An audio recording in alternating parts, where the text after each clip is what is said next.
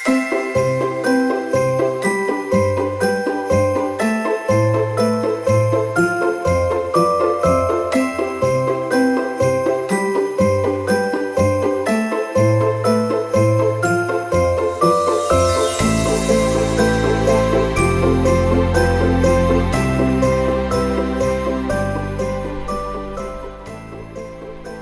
सभी को जय यीशु। मैं Ashutosh Matthew, saint John the Baptist church Catholic church Rajnandgaon की तरफ से आप सभी को क्रिस्त जयंती की हार्दिक शुभकामनाएं देता हूं। इस आगमन के समय में हम सभी क्रिस्तीय और गैर क्रिस्तीय लोग भी क्रिस्त जयंती बनाने की तैयारी करते हैं। क्रिस्त जयंती पूरे विश्व में बड़ी लोकप्रिय पर्व है। क्रिस्त जयंती को बनाने में क्रिस्ती लोग और गैर क्रिस्ती लोग दोनों अपनी सहभागिता देते हैं। इसी कारण में हम सभी भी हमारी कलीसिया में क्रिस्त जयंती का पर्व मना रहे हैं। देखा जाए तो क्रिस्त जयंती सादगी का पर्व है, लेकिन आज यह विडंबना ही है कि क्रिस्त जयंती का पर्व अपनी सादगी से हटकर एक आध्यात्मिकता से हटकर भौतिकवाद की तरफ बढ़ते जा रहा है। यह विडंबना ही है कि हमारी क्रिस्त जयंती से क्रिस्त मूल्य, क्रिस्त विश्वास दूर होते जा रहा है और मौज मस्ती उस पर हावी होती जा रही है। यह हम सबों के लिए एक दुख का विषय है। क्रिस्त जयंती यूँ तो सादगी और एक गरीबी का त्यौहार है। सादगी से अभिप्राय है कि ईश्वर ने अपने एकलौते पुत्र को इस धरती पर एक मानव के रूप में जन्म देकर भेजा। सादगी का अभिप्राय यह भी है कि ईश्वर का पुत्र होते हुए भी उन्होंने एक चरनी में, गौशाले में जन्म लिया। ईश्वर चाहते तो उनको पूरी सुविधा के साथ एक अच्छे परिवार में या अलौकिक शक्ति से उनको जन्म दे सकते थे, लेकिन उन्होंने एक मानव के रूप में उनको जन्म दिया। यह इस बात का प्रतीक है कि यह त्यौहार सादगी से परिपूर्ण है। प्रभु यीशु ने गरीबी और सादगी को धन्य किया है।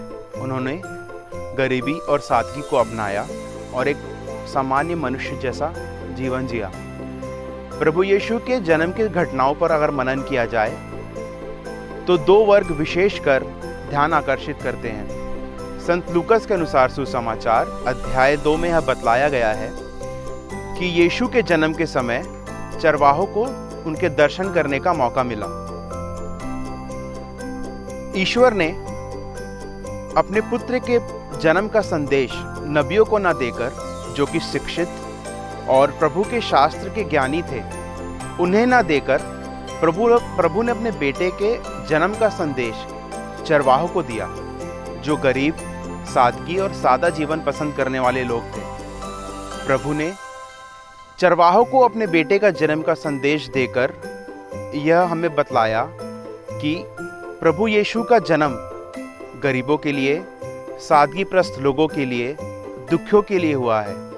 ईश्वर ने हमें यह बतलाया कि जहाँ भी दुख है, जहाँ भी लोग सताए गए हैं, प्रभु यीशु स्वयं वहाँ पर सुख का संदेश लेकर पहुँचे हैं। और यह संदेश ईश्वर द्वारा मनुष्य जाति को दिया गया सबसे बड़ा संदेश है कि प्रभु यीशु स्वयं मुक्तिदाता बनकर हमारे बीच जन्म लिए हैं। दूसरे वर्ग के बारे में जो वचन हमें बतलाता है वह है 3 राजाओं का दृष्टांत। ईश्वर ने 3 राजाओं को यह आज्ञा दी, यह दर्शन दिया स्वर्गदूतों के द्वारा कि वे जाएं और उसके पुत्र का दर्शन करें और उसे दंडवत करें।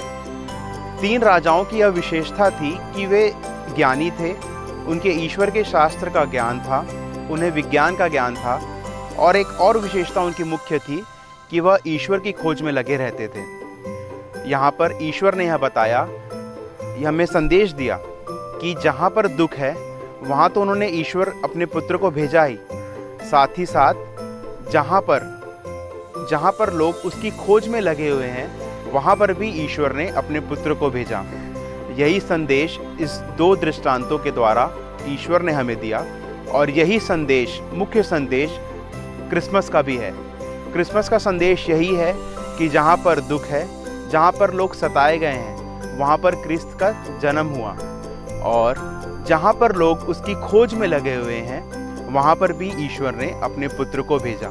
तो आइए, जब हम इस वर्ष क्रिस्त जयंती अर्थात क्रिसमस को मनाएं, तो अपनी अंदर की सादगी को बरकरार रखें, अपने आत्मकरण की जांच करें और सबों के साथ मिलकर प्रेम के सुसमाचार को सभी को सुनाएं। इसी के साथ मैं एक बार फिर saint John the Baptist Catholic church Rajnandgaon के सभी लोगों की तरफ से आप सभी को क्रिस्त जयंती की हार्दिक शुभकामनाएं देता हूं।